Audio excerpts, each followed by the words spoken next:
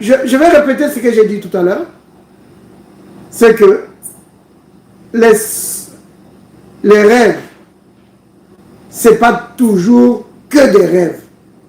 Souvent, quand tu vois un rêve, ça peut avoir une connotation spirituelle. Ça peut être ça dit que Dieu te permet de voir l'activité spirituelle. Oui, en toi et autour de toi.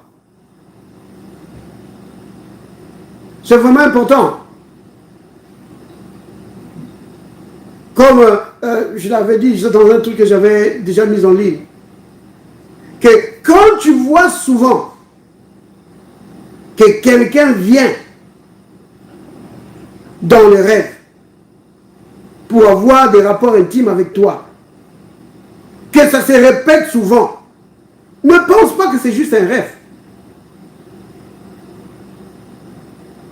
C'est une activité spirituelle. Il y a un esprit méchant qui vient pour te souiller, pour prendre contrôle de ta vie. Oui.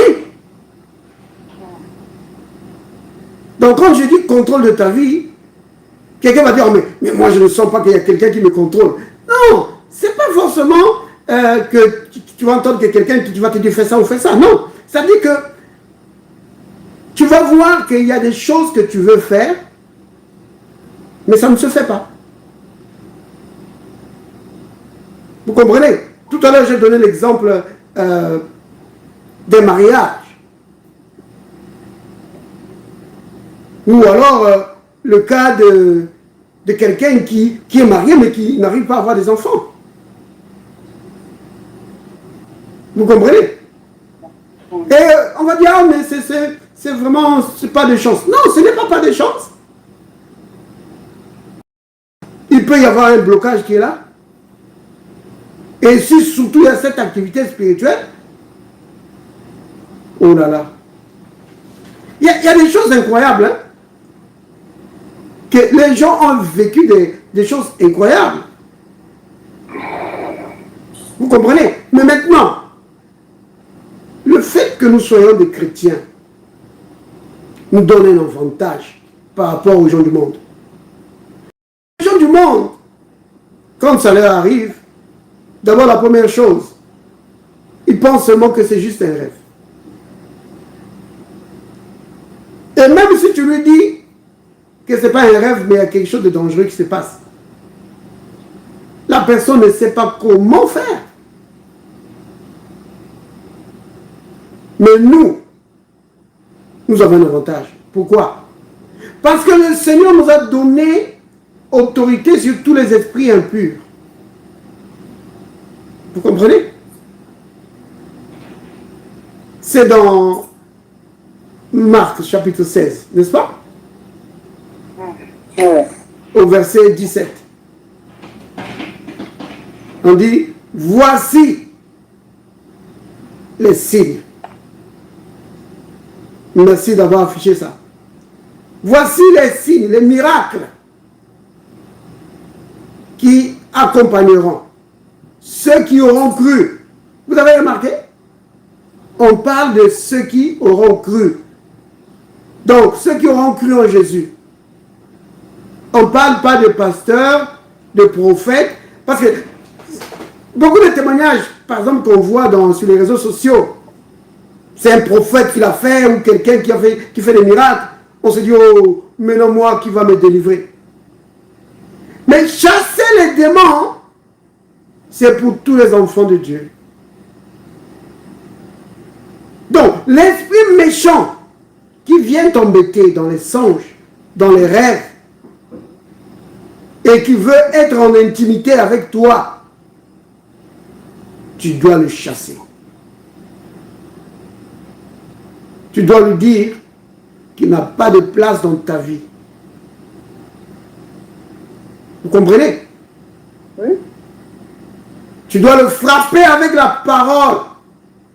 C'est ce que j'avais dit, tu n'as rien à faire ici, tu es dans un autre monde. Tu n'es pas de ce monde, va-t'en. Va-t'en, je te dis, va-t'en. C'est cela. De donner des coups de pied, des coups de pied, des coups de poing. C'est ça, ma soeur. Tu le chasses, tu dis, tu n'as pas de place dans ma vie. Au nom de Jésus, je te chasse. Tu n'es plus de ce monde. Tu vas faire quoi? Il me dit, ça ne veut rien dire. Je dis, mais si ça veut dire quelque chose, va-t'en, je ne vais pas te voir. Va-t'en, je te dis, va-t'en. Voilà. Vous voyez? Oui, tu le chasses.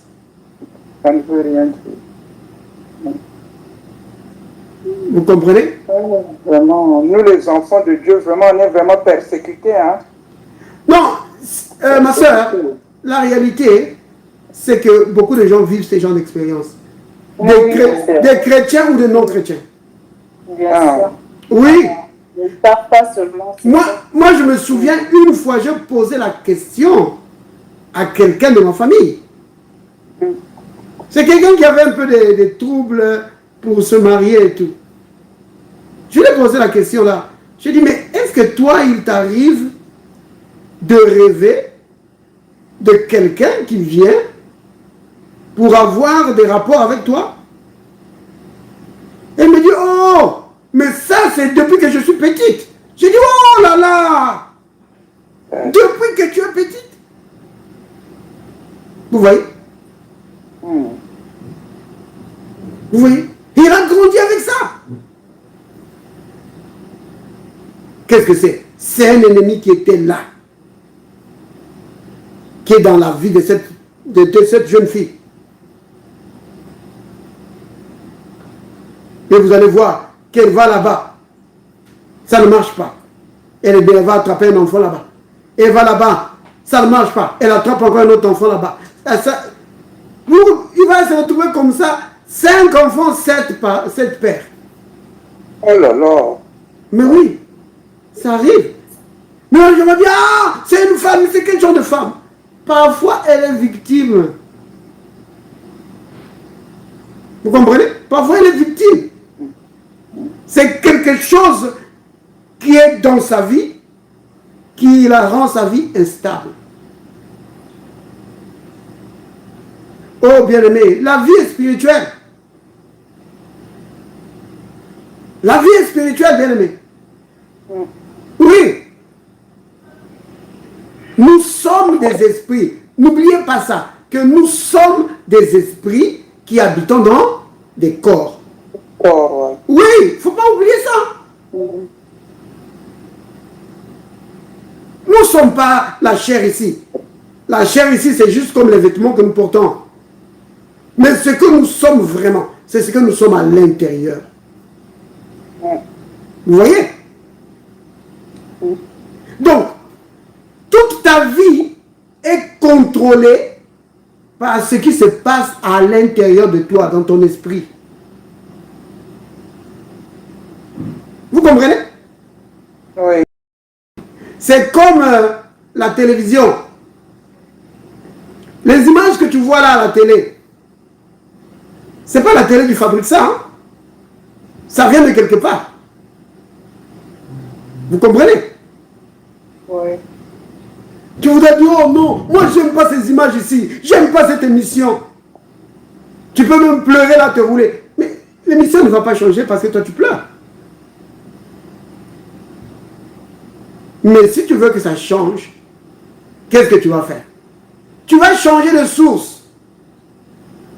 Et pour ça, on nous a donné la télécommande, n'est-ce pas? Tu vas prendre la télécommande, tu changes de chaîne. Quand tu changes de chaîne, qu'est-ce que tu viens de faire? Tu viens de changer la source. Vous comprenez? Si c'était la chaîne 2 que tu regardais, tu mets la chaîne, par exemple, 10. Donc ta source, c'est maintenant la chaîne 10. Tu vois? Oui, la chaîne 10 va peut-être te montrer un reportage sur les animaux. Ah, ça j'aime bien. Tu vois? Donc ça change même ton atmosphère là. Tu dis, oh là là, maintenant ça j'aime bien. Parce que tu as changé de source. Vous voyez? C'est vraiment important. Mais aussi longtemps que tu es connecté à la chaîne 2 là, ce qui passe là, c'est tout ce que tu vas regarder tout le temps. Donc, la source ce dont je parle ici, c'est dans le domaine de l'esprit. Oui. La Bible dit que l'esprit de l'homme, c'est la source de la vie. C'est pourquoi le Seigneur dit ceci dans les livres des Proverbes, que garde ton cœur plus que toute autre chose. Vous connaissez ça? Oui. Garde ton cœur plus que toute autre chose. Pourquoi? Parce que c'est de là que viennent les sources de la vie. Vous voyez? Le cœur dont on parle ici, c'est pas le cœur ici là qui bat dans ta poitrine là. C'est pas ça. Le cœur ici là, c'est ce que tu es, ton esprit. Donc on est en train de dire que ne laisse pas entrer dans ton cœur, dans ton esprit, dans ta vie, certaines choses. Parce que ces choses-là, si ça entre, ça va apporter du trouble à ta vie. Vous voyez? C'est pourquoi la Bible dit dans Éphésiens 4, au verset 27, que n'ouvre pas la porte de ta vie au diable. Il dit, ne donnez pas accès au diable. Et après, il va citer toutes sortes de choses. Il va parler du vol, il va parler des mauvaises paroles, il va parler des rancunes. Vous voyez? Elle vient d'appuyer. Merci beaucoup d'avoir affiché le passage. Regardez. Verset 27, on dit, ne donnez pas accès au diable. Donc, ne laisse pas le diable entrer dans ta vie. Donc, avec des choses comme ça, comme des songes, là, Satan peut entrer dans ta vie et contrôler ta vie. Mais ça peut être autre chose. Ça peut être autre chose. Ça peut être les paroles mauvaises qui sortent de ta bouche. Si tout le temps, quand tu parles, tu te disputes, tu parles de mauvaises paroles, mais tu ne sais pas ce que tu es en train de faire à toi-même. Oui. Ouais. Vous comprenez? Oh, bien-aimé, faisons attention. Beaucoup de situations, parfois, c'est nous-mêmes qui amenons ça dans notre vie. À cause des choses que nous disons de la bouche. Vous comprenez? Ouais. La vie est spirituelle. Vous voyez? Donc, si tu veux changer les choses de ta vie, tu dois les changer dans le domaine de l'esprit. Et comment tu vas les changer? Par la parole de Dieu. Vous voyez? Par exemple, pour le cas qui nous concerne ici, comme il y a 3 bien-aimés qui ont apporté la requête, la première chose, prenons 1 Corinthiens chapitre 6. 1 Corinthiens 6, versets 19 et 20.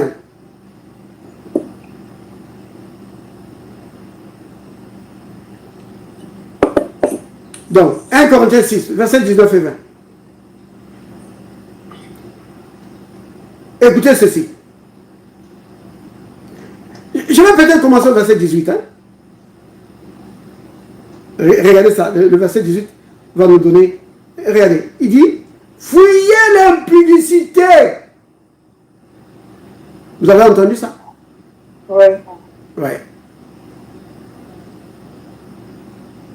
Donc, le désordre sexuel. Il dit, fuyez l'impudicité. Quelque autre péché qu'un homme commette, ce péché est hors du corps. Mais celui qui se livre à l'impudicité pêche contre son propre corps.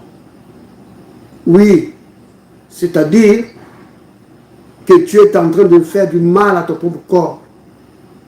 Tu ouvres la porte à l'ennemi qui va entrer dans ta vie et après il y aura des répercussions sur ton corps.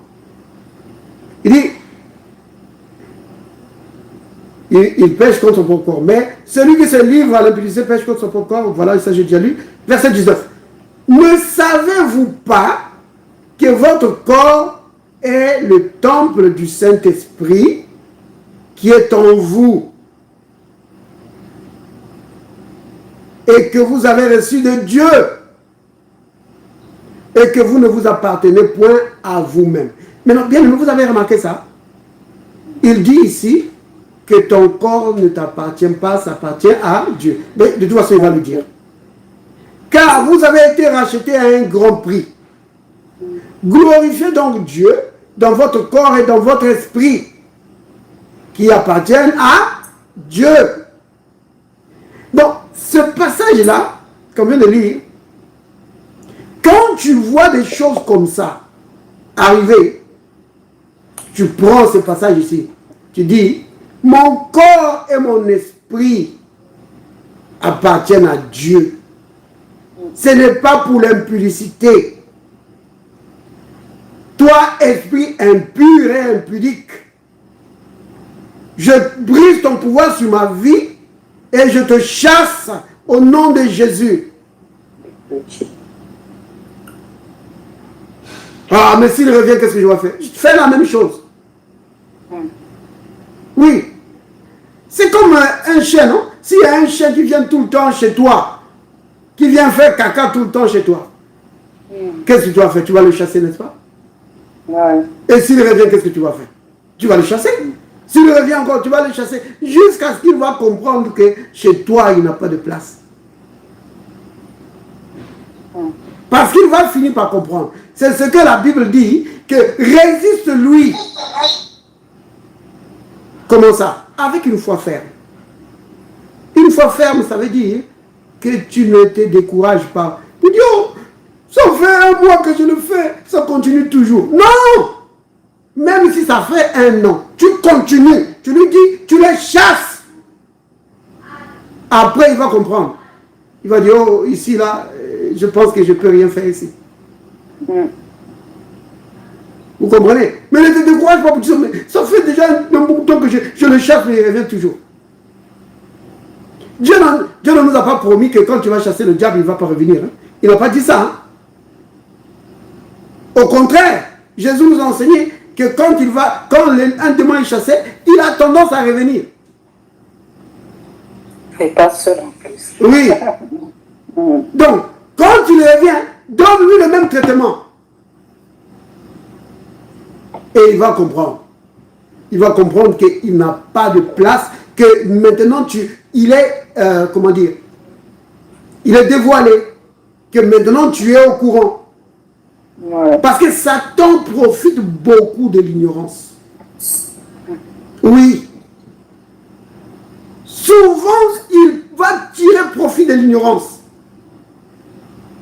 Par exemple, celui qui pense que, oh, c'est juste un rêve. Satan se frotte, il dit, ok, là je peux opérer sans problème, parce qu'il pense que c'est juste des rêves. Mais quand tu commences à lui parler, que toi, esprit impur, il dit, maintenant il sait. Oui, mais maintenant il va comprendre que tu sais, que tu es au courant. Et non seulement ça, mais aussi il va reconnaître ton autorité. Parce que tu es une fille de Dieu, tu es un enfant de Dieu. Il sait que maintenant il doit dégager. Vous comprenez bien, mais?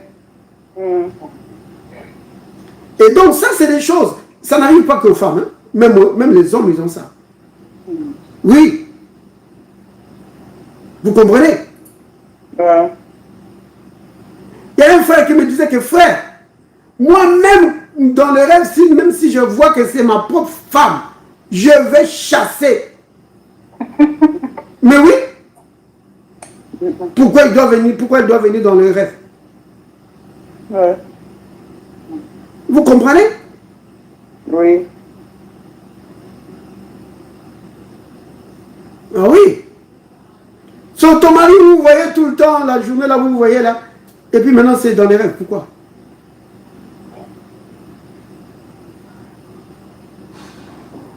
Mais non, je sais que certains rêves, hein, maintenant, là, je vais apporter un peu d'équilibre. que je sais que certains rêves arrivent à cause des activités de la journée. Par exemple, si toute la journée tu as été au champ, quand tu vas arriver, il est probable que tu rêves que tu es dans les champs. Oui, il y en a qui arrivent à cause des activités de la journée. Vous comprenez? Ouais. Si tu étais, par exemple, si tu as fait un voyage, ou si tu vas faire un voyage, parfois il peut arriver que tu rêves que tu es en train de voyager. Vous comprenez? S'il y a dans le quartier, il y a eu une bagarre, par exemple, il pourrait arriver que tu rêves d'une bagarre. Vous comprenez? Donc, tout n'est pas démon. Je ne suis pas en train de dire ça. Mais il y en a où toi, quand tu vas rêver, tu sens que ça, c'est pas juste un rêve. Ça, c'est quelque chose d'autre. Comme l'histoire de ce papa-là. Une histoire vraie. Un papa, il s'est disputé avec son beau-fils. En fait, il a chassé. Et le monsieur là s'est fâché. Il a dit, on va voir. Et la nuit, le monsieur, il est arrivé, il a vu un serpent. Un serpent qui est venu le mordre. Oh là là. Ouais. Le monsieur, le matin, quand il s'est réveillé, il a dit à ses enfants, il dit, c'est bizarre. J'ai rêvé, mais ce rêve était trop réel. J'ai rêvé qu'un serpent est venu me mordre. Bien aimé, ce jour-là même, ce monsieur est mort. Oh là. Oui. Oh. Sérieux. Une autre histoire que je connais. Une dame qui était mariée à un homme et cet homme, son papa n'aimait pas cette dame. Et le papa là, il était un peu comme féticheur comme ça. Alors il y a eu une dispute entre le monsieur et sa belle-fille. Et ce monsieur a annoncé cette déclaration. Il a dit, si ton mari c'est vraiment mon fils, tu n'auras jamais un enfant dans cette maison. Vous entendez ça? Wow. Et quand la femme là est tombée enceinte, elle a vu seulement un jour un rêve comme ça. Elle a vu un serpent, un cobra, qui est venu la mordre sur le ventre. Le lendemain, c'était fausse couche. Hein. Hein? Oui. Mais bien aimé. Maintenant, vous comprenez, hein? Si c'était des gens, des chrétiens, donc l'histoire que je vais raconter ici, je la connais très bien parce que c'est des gens que je connais. Alors, si c'était des chrétiens, là ils allaient prendre autorité contre cet esprit méchant. Ou même quand le papa là a prononcé ces malédictions, il fallait les briser. Il dit que au nom de Jésus, je brise ces malédictions. Ça n'arrivera pas chez moi. Mon corps et mon esprit appartiennent à Jésus. Aucun démon, le diable lui-même n'a pas d'autorité sur moi. Et tous ces projets ne réussiront pas. Au nom de Jésus. Tu dois prendre autorité et briser ça. Mais si quelqu'un prononce des malédictions comme ça, des mauvaises paroles comme ça sur toi, et toi tu dis, oh, moi je ne m'occupe pas de ça. Mais tu es en train de jouer.